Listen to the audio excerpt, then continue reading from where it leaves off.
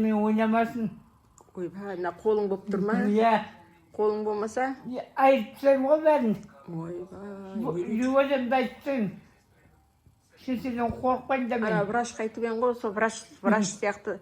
Врачтың да жағына айырып тастайсың ба, Қазбектің? Айттым оның жағында. Жақында көзімді айырып жіберем. Қазбек деген врач досы бар. Соған айтады. Ашуланып кеткенде айтады ғой. Ана жалығып кетеді ау деймін системадан қол алып. Сенің жағыңды айырып тастаймын қазір дейді ғой. Сол айтады.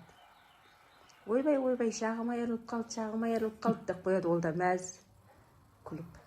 Көңіліне қарайды да енді кімнің бұзықтың, бандиттің. Атаман Дутовтан кейінгі атаман Күлеке. Мен честно не айтамын ғой. Любой адамды айтсам ғой қазір. Опасный. Өте қауіпті. Қорқыңдар. Любой адамды айтсам әлі де. Әлі де. Әлі де айтсам қолым болып тұрмынша. Любой адамды айырып жіберем. Қолы болып тұр екен.